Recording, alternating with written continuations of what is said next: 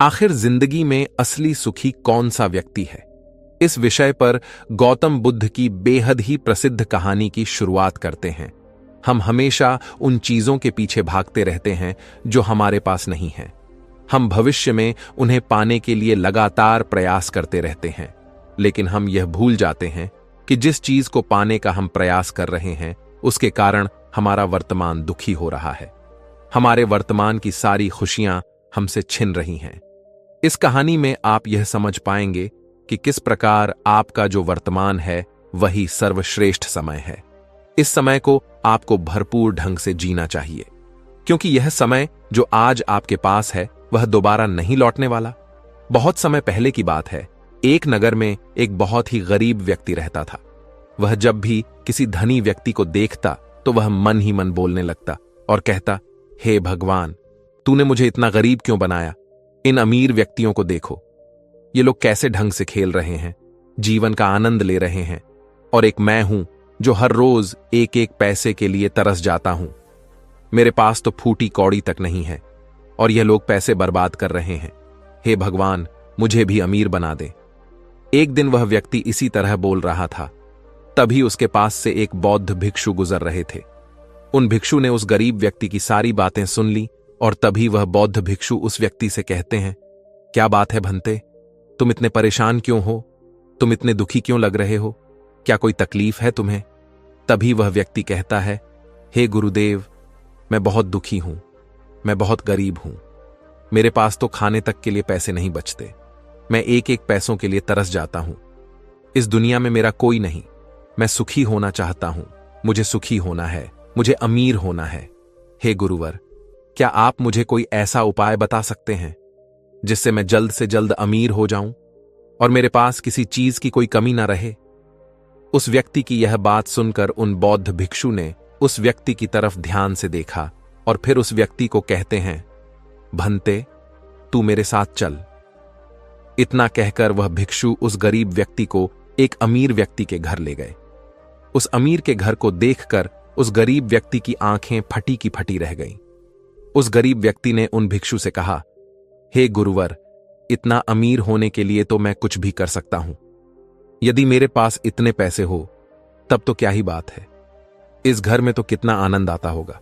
तभी वह भिक्षु मुस्कुराने लगे और उस गरीब व्यक्ति से कहते हैं, इसीलिए तो मैं तुम्हें यहां पर लाया हूं। इतना कहते हुए भिक्षु उस व्यक्ति को उस घर के मालिक के पास ले जाते हैं और उस अमीर व्यक्ति से कहते हैं, तुम्हारे पास तो इतनी धन दौलत है, इतना आलीशान घर और सारे ऐश ओ आराम है, क्या तुम सुखी हो? तभी व्यक्ति जरा सा मायूस होकर उन बौद्ध भिक्षु से कहता है, हे गुरुवर, कैसा सुख? केवल धन दौलत होने से सुख तो नहीं आ जाता। मैं तो जन्म से ही अंधा हूं और एक अंधे के जीवन में सुख कैसे हो सकता है? सुखी तो वे लोग हैं जिनके पास आंखें हैं, जो लोग इस संसार को देख पा रहे हैं, इसकी खूबसूरती को आंख भर के निहार पा रहे हैं। हे गुरुवर, मैं तो बस इतना ही चाहता हूं कि केवल मुझे कुछ पलों के लिए ही सही, लेकिन इस संसार को देखने का अवसर प्राप्त हो। मैं कम से कम एक बार अपने माता पिता, अपने रिश्तेदारों को देख सकूं, और इसके लिए चाहे मुझसे मेरी कोई पूरी दौलत ही क्यों ना ले ले, मैं देने के लिए तैयार हूं। मैं इतना दुखी हूं जितना दुखी और कोई नहीं हो सकता। हे ईश्वर, आपने मुझे अंधा क्यों बनाया? तभी उन बौद्ध भिक्षु ने उस गरीब व्यक्ति की ओर इशारा करते हुए कहा, तुम्हारे पास एक बहुत दिग्गज अवसर है। यदि तुम चाहो तो केवल अपनी आंखें देकर तुम इस अन्य व्यक्ति की सारी धन दौलत ले सकते हो और उसके बाद तुम भी अमीर बन जाओगे, तुम भी सुखी हो जाओगे, तुम्हें तुम्हारा सुख मिल जाएगा और इस अंधे व्यक्ति को उसका सुख प्राप्त हो जाएगा। तभी वह गरीब व्यक्ति कहता है, नहीं नहीं गुरुजी, आप ये क्या कह रहे हैं? बिना आंखों के मैं अमीर होकर क्या करूंगा? ना गुरु, ना मैं अपनी आंखें नहीं दूंगा। तभी वह बौद्ध भिक्षु उस गरीब व्यक्ति से कहते हैं, एक बार फिर से सोच लो, इतना अच्छा अवसर तुम्हें दोबारा नहीं मिल पाएगा। तभी वह गरीब व्यक्ति कहता है, यदि आपके पास कोई और मार्ग है तो बताइए, अन्यथा मैं अपने घर चलता हूं। तभी वह भिक्षु उस युवक से कहते हैं, ठीक है, ठीक है, यदि तुम अपनी आंखें नहीं देना चाहते तो कोई बात नहीं, हम कोई और रास्ता निकाल लेते हैं। तभी वह बौद्ध भिक्षु उस व्यक्ति का हाथ धरकर उसे एक और धनी व्यक्ति के घर ले जाता है। इस धनी व्यक्ति का घर पहले वाले धनी व्यक्ति से और भी ज्यादा विशाल था। यह देखकर वह गरीब व्यक्ति कहता है, अरे अरे, इतना आलीशान घर मैंने आज तक नहीं देखा था। तभी वह बौद्ध भिक्षु उस गरीब व्यक्ति को उस धनी व्यक्ति के पास ले जाते हैं और उस धनी व्यक्ति से कहते हैं, आप तो बहुत सुखी होंगे, आपके पास इतना आलीशान घर है, इतनी धन दौलत है, सारे ऐशो आराम है, आपको तो किसी चीज की कोई कमी नहीं, आप अवश्य ही बहुत सुखी होंगे।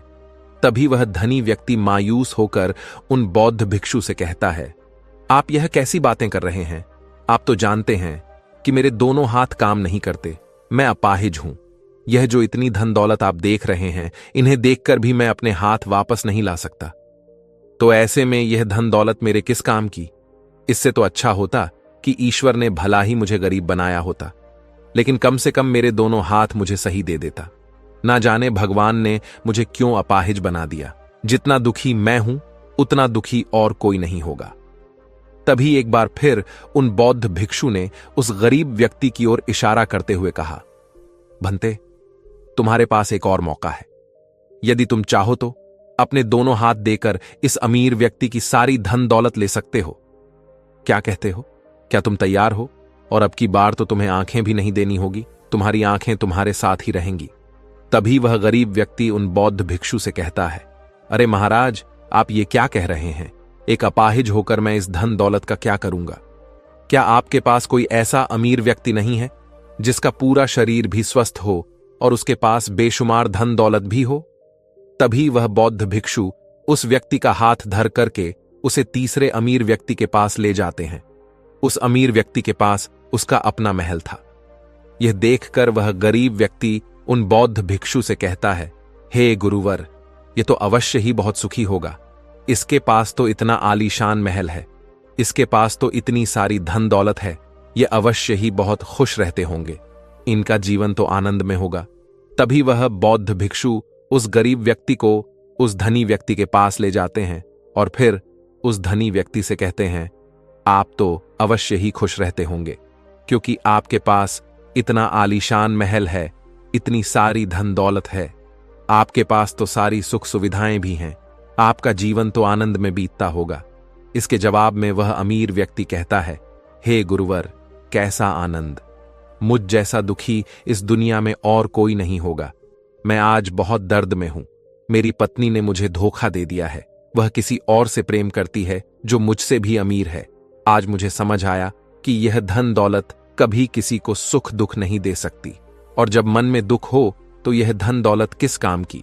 मुझसे सुखी तो वह गरीब इंसान होगा जिसकी पत्नी कम से कम उसके साथ तो है, वो उसके साथ वफादार तो है। आज मैंने तय कर लिया है कि मैं अपनी पत्नी और उसके प्रेमी की हत्या कर दूंगा। यह सुनकर वह भिक्षु उस अमीर व्यक्ति से कहते हैं, इससे पहले कि तुम ऐसा कदम उठाओ, कम से कम मुझे भोजन तो करवा दो। जाओ और भोजन की व्यवस्था करो और साथ में कुछ कांच के टुकड़े भी ले आना। वह धनी व्यक्ति सभी साधु संतों का बहुत आदर करता था, इसलिए वह उन बौद्ध भिक्षुओं की बात मान जाता है। लेकिन वह यह नहीं समझ पाता कि आखिर उन बौद्ध भिक्षु ने खाने के साथ कांच के टुकड़े क्यों मंगवाए हैं। लेकिन जैसा कि उन बौद्ध भिक्षु ने कहा था, वह अमीर व्यक्ति उसी प्रकार खाने की व्यवस्था कर देता है। वह भोजन के साथ कुछ कांच के टुकड़े लेकर उन बौद्ध भिक्षु के पास पहुंचता है। तभी वह बौद्ध भिक्षु, वह गरीब व्यक्ति और वह धनी व्यक्ति तीनों एक साथ भोजन करने बैठते हैं, और उसी समय बौद्ध भिक्षु कुछ कांच के टुकड़े उठाकर उस अमीर व्यक्ति के भोजन में मिला देते हैं और उससे कहते हैं, लो, अब तुम इसे खा सकते हो। वह अमीर व्यक्ति अचंभित हो गया और उन बौद्ध भिक्षु से कहता है, हे गुरुवर, आप यह क्या कह रहे हैं? इस खाने में तो कांच के टुकड़े आपने मिलाए हैं। इस भोजन को मैं कैसे खा सकता हूं? यदि यह भोजन मैं करूंगा तो इससे मुझे बहुत तकलीफ होगी और हो सकता है कि मेरी मृत्यु भी हो जाए। तभी वह भिक्षु मुस्कुराने लगे और उस अमीर व्यक्ति से कहते हैं, तुम्हें यह बात तो समझ में आ गई, लेकिन तुम्हें यह बात नहीं समझ में आती कि अगर इस भोजन को खाना है तो इस भोजन के कांच के टुकड़ों को तुम्हें निकालकर अलग करना ही होगा। तभी यह भोजन तुम्हारे खाने योग्य बनेगा और तब यह भोजन तुम्हें कोई तकलीफ नहीं देने वाला, बल्कि तुम्हें सुख ही प्रदान करेगा। इस पर वह अमीर व्यक्ति अचरज में उन बौद्ध भिक्षु से कहता है, हे गुरुवर, आखिर आप क्या कहना चाहते हैं? तभी वह बौद्ध भिक्षु उस अमीर व्यक्ति से कहते हैं, ऐसे लोग जो कांच के टुकड़े के समान हैं, यदि तुम उनके साथ चिपके रहोगे तो तुम्हें दर्द तो अवश्य ही होगा। जिस प्रकार यह कांच का टुकड़ा मिला हुआ भोजन तुम्हें दर्द प्रदान करेगा, इसलिए इसका समाधान तो यही है कि तुम इन कांच के टुकड़ों को भोजन से अलग कर दो और जो है उस पर ध्यान दो, अर्थात कि तुम उन लोगों को भूल जाओ जो तुम्हारे जीवन में नहीं है और उन लोगों पर ध्यान दो जो इस समय तुम्हारे साथ हैं, जैसे कि तुम्हारी पुत्री। वह भी तो तुम्हारे प्यार की भूखी है। क्या तुम्हारा यह कर्तव्य नहीं है कि तुम उसका ख्याल रखो, उसकी परवरिश करो? आगे भिक्षु उस अमीर व्यक्ति से कहते हैं, सुख तो तुम्हारे पास ही है, बस इन कांच के टुकड़ों को, अर्थात अपनी पत्नी और उसके प्रेमी की हत्या करने का यह विचार अपने मन से निकाल दो, अन्यथा यह कांच के टुकड़ों से मिला हुआ भोजन के समान ही होगा और इसका परिणाम भी बहुत भयानक होगा। वह भिक्षु इतना कहकर शांत हो गए और उस अमीर व्यक्ति को भी उन भिक्षु की बात समझ में आ गई। उन्होंने तुरंत ही उन बौद्ध भिक्षु के चरण छुए और वह अमीर व्यक्ति कहने लगा, हे गुरुवर, आपने मुझे पाप करने से बचा लिया है, मैं आपका बहुत बहुत आभारी हूं। उसके बाद वह भिक्षु उस गरीब व्यक्ति को लेकर आगे की ओर निकल जाता है। तभी रास्ते में वह गरीब व्यक्ति उन भिक्षु से कहता है, हे गुरुवर, क्या इस दुनिया में ऐसा कोई नहीं है जो सुखी हो? तभी वह भिक्षु उस गरीब व्यक्ति से कहते हैं, भंते, आखिर तुम सुखी क्यों नहीं हो? इस पर वह गरीब व्यक्ति कुछ देर के लिए सोच विचार करता है, लेकिन उसके पास कोई जवाब नहीं होता। तभी वह भिक्षु उस गरीब व्यक्ति से कहते हैं, क्योंकि तुम्हें वह चाहिए जो तुम्हारे पास नहीं है। तुम्हारे पास धन नहीं है और तुम्हें धन चाहिए। तुम अमीर होना चाहते हो।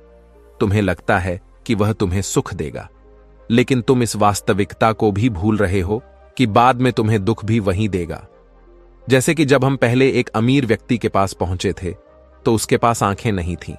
उसके पास जो नहीं था वह उसके लिए बिलक रहा था, जबकि उसके पास तो बेशुमार धन दौलत थी और उसका पूरा शरीर भी पूरी तरह से स्वस्थ था, लेकिन उसका ध्यान उस पर नहीं था। वह उसे छोड़कर उन चीजों के पीछे भाग रहा था जो उसके पास नहीं थीं। इसी तरह से दूसरे अमीर व्यक्ति के पास आंखें थीं, धन दौलत भी थी, लेकिन हाथ नहीं थे। इसी प्रकार जो चीज उसके पास थी वह उसका आनंद नहीं ले रहा था, बल्कि वह तो इस दुख में था कि उसके पास उसके हाथ नहीं है। और ठीक इसी प्रकार से तीसरा अमीर व्यक्ति भी दुखी था, क्योंकि उसके पास तो धन दौलत भी थी, ऐशो आराम भी था और उसके पास तो उसका पूरा शरीर भी था। वह पूरी तरह से स्वस्थ और तंदुरुस्त भी था, लेकिन फिर भी वह दर्द में था, क्योंकि उसे उसकी पत्नी ने धोखा दे दिया था, जो उसकी कभी हो ही नहीं सकती थी। जो स्त्री केवल धन के लिए किसी और के साथ भाग जाए, क्या वह उसका साथ कभी दे सकती थी? नहीं। लेकिन उस अमीर व्यक्ति के पास जो था, अर्थात उसकी पुत्री, वह उसके बारे में सोच ही नहीं रहा था। आगे वह भिक्षु उस गरीब व्यक्ति से कहते हैं, अमीर गरीब होने से दुख और सुख का कोई मतलब नहीं होता। अमीर हो या गरीब, हमारे दुखी होने का एकमात्र कारण यही होता है कि हम हमेशा उन चीजों के पीछे भागते रहते हैं जो हमारे पास है ही नहीं, और जो वर्तमान में हमारे पास है हम उस पर ध्यान ही नहीं देते और ना ही उसका आनंद ले पाते हैं। हम तो केवल भविष्य में घूमते रहते हैं, भूतकाल में अटके रह जाते हैं, और यह सारी गलतियां हम वर्तमान की जमीन पर करते हैं। और यही कारण है कि तुम कभी आनंदित हो ही नहीं पाते, तुम कभी खुश नहीं रह पाते, क्योंकि जो आनंद का समय है, अर्थात वर्तमान का समय है, वह तो यूं ही नष्ट हो जाता है। तभी आगे वह भिक्षु उस गरीब व्यक्ति की ओर इशारा करते हुए कहते हैं, भंते, तुम मुझे यह बताओ, क्या तुम्हारे पास उन तीनों अमीर व्यक्तियों के दुखों में से कोई एक भी दुख है? तभी वह गरीब व्यक्ति सोच विचार कर उन भिक्षु से कहता है, नहीं, मेरे पास उन अमीर व्यक्तियों के दुख में से कोई भी दुख नहीं है। इस पर भिक्षु उस गरीब व्यक्ति से कहते हैं, तो फिर तुम दुखी क्यों हो? इसका जवाब देते हुए वह गरीब व्यक्ति उन भिक्षु से कहता है, हे गुरु, भले ही मैं उनके मुकाबले सुखी हूं, पर क्या धन कमाना या धन प्राप्त करने की इच्छा नहीं होनी चाहिए? क्या मुझे अपने वर्तमान को इसी तरह से स्वीकार कर लेना चाहिए? क्या मुझे हमेशा इसी तरह से गरीब रहना चाहिए? तभी भिक्षु दिल से मुस्कुराते हुए उस गरीब व्यक्ति से कहते हैं, वर्तमान में वर्तमान क्षण का आनंद लो। वर्तमान में ही ऐसे कर्म करो जिससे तुम्हारा भविष्य सुधर सके, लेकिन ऐसी चीजों के पीछे व्यर्थ समय न गवाओ जो तुम्हारे पास आज नहीं है।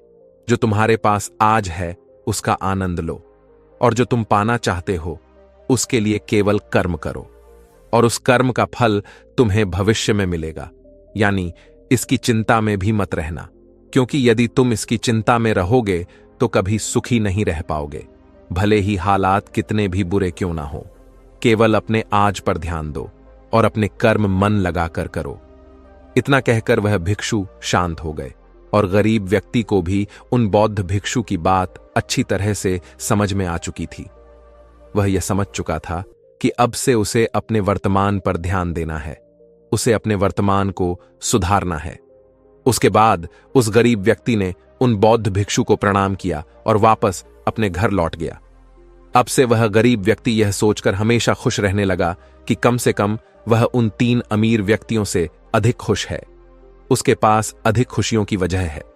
हां, यह बात और है कि उसके पास धन नहीं है, लेकिन उसके पास ऐसी चीजें हैं जो धन से कहीं ज्यादा कीमती हैं, और वह है उसका पूरा शरीर जो पूरी तरह से स्वस्थ है। दोस्तों, मैं उम्मीद करता हूं कि यह कहानी सुनने से आपके जीवन में अच्छे बदलाव आए होंगे।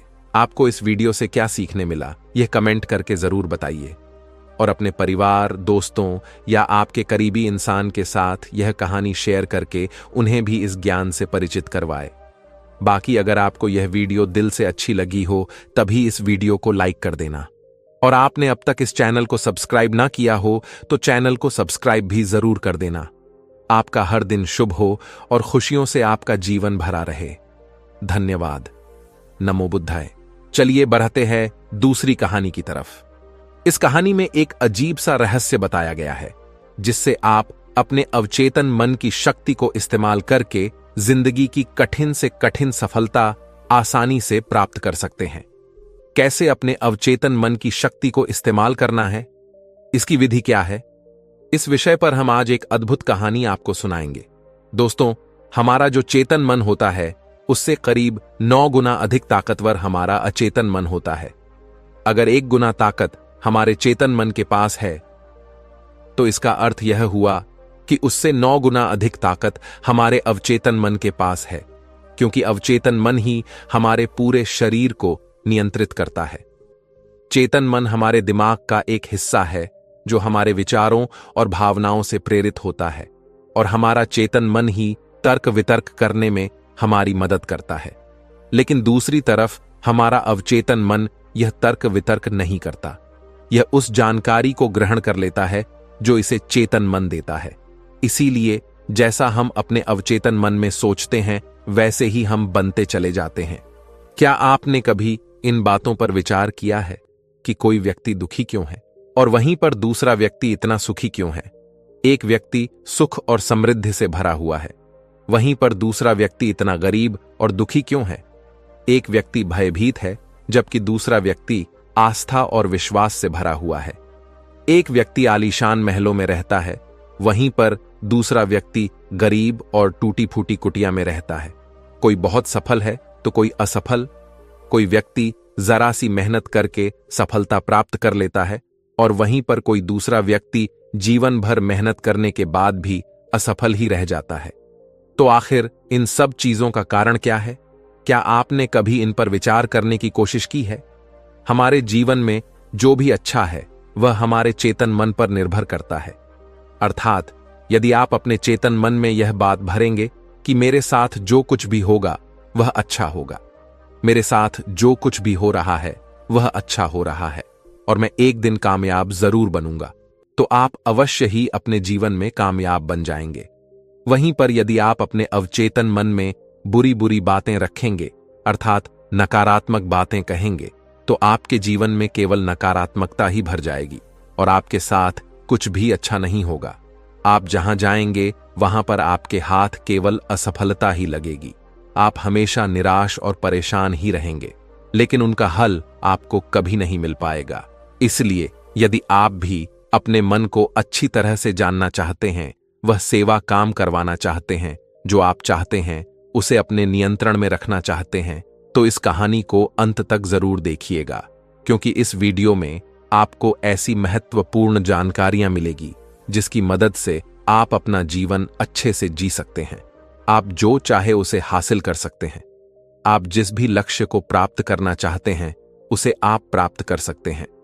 आज की इस कहानी में हम यह जानने वाले हैं कि आखिर चेतन मन और अवचेतन मन में मुख्य अंतर क्या है और वह किस तरह से काम करता है, और हम अपने अचेतन मन में अच्छी बातें किस प्रकार से भर सकते हैं जिससे हमारा जीवन परिवर्तित हो सके, हम सफलता की ओर आगे बढ़ सके। बहुत समय पहले की बात है। एक नगर में एक बहुत ही प्रसिद्ध गुरु रहा करते थे। उनकी ख्याति दूर दूर तक फैली हुई थी। उनके आश्रम में उनके कई शिष्य भी थे। एक दिन संध्या के वक्त वह गुरुवर अपने सभी शिष्यों को बुलाकर उन्हें उपदेश दे रहे थे। वे कह रहे थे, शिष्यों, हमारा मस्तिष्क दो भागों में विभाजित है, चेतन मन और अवचेतन मन। चेतन मन हमारे मस्तिष्क का पहरेदार है, वहीं पर अवचेतन मन हमारा मालिक है। उन गुरु की आवाज सुनकर एक शिष्य ने कहा, है गुरुदेव, आप क्या कहना चाहते हैं? आप कहीं यह तो नहीं कह रहे कि हमारे भीतर कोई और है जो हमें चला रहा है, जो हमारी सारी क्रियाओं पर नजर रखे हुए हैं? इस पर गुरुवर उस शिष्य को मुस्कुराते हुए कहते हैं, भंते, मैं तुम्हें एक छोटी सी कहानी सुनाता हूं। इस कहानी में तुम्हें तुम्हारे सवालों का जवाब मिल जाएगा। इस कहानी को ध्यानपूर्वक सुनना और इसे समझने का प्रयास करना। आगे गुरुवर कहानी बताते हुए कहते हैं, बहुत समय पहले की बात है। एक नगर में एक बहुत ही धनी सेठ रहा करता था और उसकी एक आलीशान हवेली भी थी। उसकी हवेली के द्वार पर हमेशा एक पहरेदार तैनात रहता था और हवेली में जब भी कोई उपद्रव होता, कोई शोर शराबा होता, तो उसकी आवाज चारों ओर गूंजने लगती और उस आवाज को सुनकर आसपास के लोग भी उस महल के पास आते और उस पहरेदार को खूब समझाने की कोशिश करते और कहते, देखो, तुम्हारी हवेली से बहुत सारी आवाजें आती हैं जिससे हमारे घर की शांति भंग हो जाती है। कृपया करके इन आवाजों को बंद करो। आखिर इस शोर शराबे में क्या रखा हुआ है? इस तरह से हल्ला करके तुम अपना जीवन कैसे शांति से बिता सकते हो? इस पर वह पहरेदार जवाब देते हुए कहता है, देखो भाई, मैं जानता हूं कि शोर करना बुरी बात है, लेकिन मैं क्या करूं? मैं भी इससे बहुत परेशान हूं। जो भी आवाजें होती हैं वह हवेली में होती है, इससे मेरी भी शांति भंग होती है। लेकिन आप मुझे क्यों समझा रहे हैं? इसका कारण मैं तो नहीं, इसका कारण तो मेरा मालिक है। आप उसे जाकर समझाइए। यह बात सुनकर लोग भी यह बात समझ जाते हैं कि बात तो सही है। आखिर इसमें इस पहरेदार की क्या गलती है? यह तो केवल अपना काम कर रहा है। गलती तो मालिक ही है। वह उपद्रव करता है, वह शोर शराबे करता है, और जब भी उसे यह सब करने का मन होता है तो वह हवेली के बाहर आता है और उपद्रव करके वह वापस हवेली में जाकर बैठ जाता है। और जिन लोगों को भी उस हवेली के मालिक से तकलीफ होती है, जिनकी भी शांति भंग होती है, वे सभी आकर उस पहरेदार को ही समझाने का प्रयास करते हैं। वह उसे खूब सुनाते हैं, लेकिन क्या इससे यह समस्या सुलझेगी? इस प्रश्न के साथ गुरुवर अपने शिष्य से कहते हैं, तुम ही बताओ, इसका क्या समाधान है? इस पर वे शिष्य गुरु के इस प्रश्न का जवाब देते हुए कहता है गुरुवर, जिन्हें भी उन हवेली के मालिक से तकलीफ है जो शोर शराबे करता है और लोगों की शांति भंग कर देता है, उन सभी को उनसे बात करनी चाहिए, तभी तो इसका समाधान निकलेगा। भला पहरेदार की इसमें क्या गलती है? वह तो केवल अपना काम कर रहा है और वह उससे ज्यादा कर भी क्या सकता है? उसके हाथों में तो और कुछ भी नहीं है। इस पर वह गुरुवर मुस्कुराते हुए अपने उस शिष्य से कहते हैं, भंते, ठीक इसी तरह से हमारा मन भी होता है। हमारा चेतन मन मनुष्य का पहरेदार होता है और पहरेदार को यह अच्छी तरह से पता है कि क्रोध करना बुरी बात है, बुरे शब्दों का इस्तेमाल करना बुरी बात है, अश्लील ख्यालों में खोए रहना बुरी बात है। अर्थात हमारे चेतन मन को यह बात बहुत अच्छी तरह से पता है कि गुस्सा करना, आलस करना, काम वासना जैसे विचार गलत है। यह सभी विकार हमारे भीतर नकारात्मक विचार उत्पन्न करते हैं, जिससे हमारा विनाश होता है। लेकिन वह कर भी क्या सकता है? वह चीज उसके हाथों में है ही नहीं, क्योंकि वह चीज वह कर ही नहीं रहा। यह तो वह अंदर बैठा मालिक कर रहा है, अर्थात हमारा अवचेतन मन, जो हमसे कोई भी कार्य बहुत ही आसानी से करवा लेता है। और यह सभी बातें हम में से हर कोई अच्छी तरह से जानते हैं, और हमें ऐसा लगता भी है कि हम अच्छी तरह से समझ चुके हैं, जैसे कि वह पहरेदार समझता है। लेकिन वास्तविकता में तो इससे हमारे जीवन पर कोई भी बुनियादी फर्क नहीं होता। आगे वह गुरु उस शिष्य से कहते हैं, भंते, तुमने भी अपने आप को कई बार यह समझाने की कोशिश की होगी कि मुझे सुबह सही समय पर उठना है, आश्रम की साफ सफाई करनी है, भिक्षा मांगने जाना है और रात को आने के बाद मुझे ध्यान भी करना है। लेकिन क्या इससे कोई फर्क हुआ? इसका जवाब देते हुए शिष्य कहता है, नहीं, बिल्कुल नहीं हुआ। मैंने कई बार अपने आप को समझाया है कि मुझे इस समय पर यह काम करना है, मुझे अपना समय व्यर्थ नहीं करना, मुझे अपने समय का इस्तेमाल करना है और मुझे आगे बढ़ना है। लेकिन मैं चाहकर भी उन सभी कार्यों को समय पर नहीं कर पाता। इस पर वह गुरुवर अपने उस शिष्य से कहते हैं, भंते, जब भी हम अपने आप को कुछ समझाने का प्रयास करते हैं तो हमें ऐसा लगता है कि अब हम समझ चुके हैं और अब हमसे कोई गलती नहीं होने वाली, और हम सोचते हैं ज़रेनिया कि अब हमारा जीवन बदल जाएगा, हम जो भी करेंगे अब वह सही होगा, अब तो हम जीवन में सफलता प्राप्त कर ही लेंगे।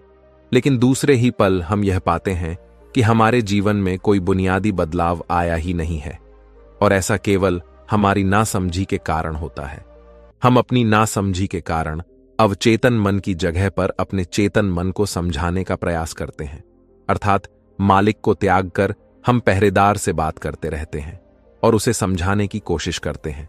लेकिन तुम यह भूल जाते हो कि आखिर वह पहरेदार कर भी क्या सकता है? वह सब उसके हाथों में है ही नहीं है। हमें तो अपने अवचेतन मन को समझाने की आवश्यकता है। हमारी बुद्धि, अर्थात वह पहरेदार जो यह समझ जाता है कि क्या सही है और क्या गलत, उसे कब क्या करना है, क्या नहीं करना। लेकिन यह सारी बातें केवल हमारे पहरेदार, अर्थात हमारे चेतन मन के सीमित रह जाती हैं। यह सारी बातें हवेली के उस मालिक, अर्थात हमारे अवचेतन मन तक तो पहुंच ही नहीं पाती। और यही कारण है कि हमारे जीवन में कभी कोई बुनियादी बदलाव हो ही नहीं पाता। ठीक उसी प्रकार जैसे कि यदि आपसे कोई कहता है कि पौधे में पानी भरोगे तो वह पौधा एक दिन वृक्ष होगा और फिर उसमें फल आएंगे, और आप उस बात को मान लेते हैं और उस पौधे में पानी भी देते हो, लेकिन आप पौधे की पत्तियों पर पानी देते हो और सोचते हो कि इसमें फल आएंगे। लेकिन जरा एक बार के लिए यह सोचिए, अगर पत्तियों में पानी दोगे तो उसमें फूल और फल कैसे आएंगे? हमें तो उस पौधे की जड़ में पानी देने की आवश्यकता है, लेकिन हम में से अधिकांश लोग केवल पत्तियों पर ही पानी छिड़क कर अपने आप को बहुत भाग्यशाली समझने लगते हैं। लेकिन वे यह भूल जाते हैं कि जो जो पानी वह पत्तियों पर दे रहे हैं, वह पानी पेड़ की गहराइयों में तो जा ही नहीं पा रहा, तो ऐसे में उस पौधे पर फल कैसे लगेंगी? ठीक इसी प्रकार हम भी अपने मन के साथ करते हैं, और यही कारण है कि हम अपने जीवन में जो भी चाहते हैं वह हमें नहीं मिल पाता। हम अपने जीवन में फल चाहते हैं, लेकिन वह हमें नहीं मिल पाता। इस पर शिष्य उन गुरुवर से कहता है गुरुवर, तो फिर हमें क्या करना चाहिए? क्या ऐसा कोई उपाय है जिससे हम अपने चेतन मन की सारी बातें अपने अवचेतन मन तक पहुंचा सकें? ऐसी कोई प्रक्रिया है जिसमें हम अपने संदेश को अपने चेतन मन तक पहुंचा सके? इस पर वह गुरुवर शिष्य से कहते हैं, भंते, यदि तुमने अपने संदेश को चेतन मन तक पहुंचा दिया, तब तुम जो चाहोगे वह इच्छा प्राप्त कर सकते हो। तुम जैसा चाहो उस लक्ष्य को प्राप्त कर सकते हो, क्योंकि हमारा अवचेतन मन हमारे चेतन मन से 9 गुना अधिक शक्तिशाली होता है। आपने कभी ना कभी यह देखा ही होगा कि एक मनोवैज्ञानिक जब किसी के मन के गुप्त राज को जानने की कोशिश करता है, तब वह मनोवैज्ञानिक जब उसके मन की बात को बाहर निकलवाना चाहता है, उसके अतीत में जो भी घटना घटी है उसमें साफ साफ रूप से प्रवेश करना चाहता है, तो इसके लिए वह हाइप्नोसिस का उपयोग करते हैं। और आप में से अधिकांश लोगों ने इस प्रक्रिया को देखा ही होगा। इस प्रक्रिया का प्रयोग करके मन की सारी सूचनाएं अपने आप ही बाहर निकलती हैं। इस प्रकार किसी के भी मन को काबू में करके हम उससे जो चाहे वह कार्य करवा सकते हैं। हाँ, अब आपके मन में यह भी प्रश्न उठ रहा होगा कि शायद वह सभी हमारे अवचेतन मन की चाल को समझते हैं, वह इसे अच्छी तरह से जानते हैं कि उसे किस तरह से अपने काबू में किया जाता है। तो इसका जवाब बहुत ही सीधा और सरल है, और इसका जवाब है हाँ, क्योंकि उन्होंने इसके ऊपर कई बार प्रयोग किया है और वह इसमें इतने निपुण हो जाते हैं कि वह किसी भी दूसरे मन पर अपना काबू कर सकते हैं। और अगर आप भी अपने अवचेतन मन की बात को समझते हैं, अपने मन की चाल को समझते हैं, तो आप भी अपने ही नहीं बल्कि किसी दूसरे के मन को भी वश में कर सकते हैं। आगे गुरुवर अपने उस शिष्य से कहते हैं, भंते, अपने अचेतन मन तक संदेश पहुंचाने के लिए आपको अपने चेतन मन को शांत करना होगा, उसे सुलाना होगा। और ऐसा इसीलिए क्योंकि हमारा चेतन मन तर्क वितर्क करने में माहिर है। वह एक पहरेदार है, वह हमारी रक्षा के लिए हमेशा तैनात रहता है। इसीलिए जब भी तुम अपना कोई संदेश उस चेतन मन तक पहुंचाने की कोशिश करोगे जरेनिया, तो वह तुमसे तर्क वितर्क जरूर करेगा और हमें अपनी बात अपने मालिक तक पहुंचाने की इजाजत तक नहीं देगा। जब तक कि हम अपनी बात अपने चेतन मन को अच्छी तरह से समझा नहीं देते या उसे शांत नहीं कर देते, तब तक वह हमें उस हवेली में घुसने नहीं देगा। क्योंकि हमारी सामान्य बुद्धि अर्थात हमारा चेतन मन तर्क वितर्क करने में माहिर होता है, और यही कारण है कि हम में से अधिकांश लोग अपने अचेतन मन तक एक साफ और स्पष्ट संदेश पहुंचा ही नहीं पाते, और इसी कारण हम अपने अचेतन मन को भी अच्छी तरह से समझ नहीं पाते। और हमारा अचेतन मन तर्क वितर्क नहीं करता, उसे तो केवल साफ और स्पष्ट संदेश चाहिए जिस पर वह कार्य कर सके, और उस तक हम साफ और स्पष्ट संदेश तभी पहुंचा सकते हैं जब हमारा मन पूरी तरह से शांत रहेगा, जब हमारे मन में और कोई विचार नहीं होंगे। और यही कारण है कि जब एक मनोवैज्ञानिक किसी के मन पर प्रयोग करता है, उसके मन को काबू करने की कोशिश करता है, उससे मनचाही बात निकलवाने की कोशिश करता है, तो सबसे पहले वह उसके चेतन मन को ही सुलाते हैं। आपने कहीं ना कहीं यह तो देखा ही होगा कि उनके सामने एक पेंडुलम जैसी चीज उनकी आंखों के सामने रख दी जाती है और उसे घुमाया जाता है, जिसे लगातार देखने के बाद वह व्यक्ति पूरी तरह से निद्रा में चला जाता है, और इस कारण उसका चेतन मन पूरी तरह से शांत हो जाता है। और जब उसका पहरेदार पूरी तरह से सो जाता है और उसके पास तर्क वितर्क करने के लिए कोई नहीं बचता, तब वह वैज्ञानिक आसानी से उस हवेली में जाता है और उस मालिक से जी भर के बातें करता है। जो बातें वह चाहता है वह बातें वह उससे निकलवा देता है। टिब के एक महान दार्शनिक ने कहा था कि अगर बात समझ में आ जाए तो आपका जीवन परिवर्तित हो जाता है। लेकिन उन्होंने वह बात उस समय के लोगों के लिए कही थी, क्योंकि उस समय टिब और बाकी दुनिया के लोग बहुत सरल हुआ करते थे। उनका मन बहुत साफ हुआ करता था, और उनको जो भी बातें बताई जाती थीं, वह उन बातों को बहुत शांतिपूर्वक सुनते और समझते थे। उस समय कोई भी तर्क वितर्क नहीं करता था, और जब कोई व्यक्ति तर्क वितर्क करने में माहिर होता था तो वह उसे तर्क वितर्क करने देते और शांति से केवल उसकी बातें सुनते, जब तक कि व्यक्ति तर्क वितर्क करके थक ना जाए। तो वह गुरु के पास वापस आता है और उनसे कहता है गुरुवर, मैं अब तर्क वितर्क करके थक चुका हूं, लेकिन उससे मुझे कुछ भी हासिल नहीं हुआ। कृपया करके अपना कोई मार्ग बताइए, आप मुझे अपने तरीके से समझाएं। अब मैं उसमें कोई भी अवरोध उत्पन्न नहीं करूंगा। ठीक इसी प्रकार से हमारी बुद्धि भी काम करती है। जब हमारा मस्तिष्क तर्क वितर्क करके थक जाता है, तब उसे इस बात का एहसास होता है कि तर्क वितर्क करके उसे कुछ भी हासिल नहीं होने वाला, और उस समय तक उसे कुछ भी समझ में नहीं आएगा। अगर आपको यह वीडियो दिल से अच्छी लगी हो, तभी इस वीडियो को लाइक कर देना, और आपने अब तक इस चैनल को सब्सक्राइब ना किया हो तो चैनल को सब्सक्राइब भी जरूर कर देना। आपका हर दिन शुभ हो और खुशियों से आपका जीवन भरा रहे। धन्यवाद। नमो बुद्धाय।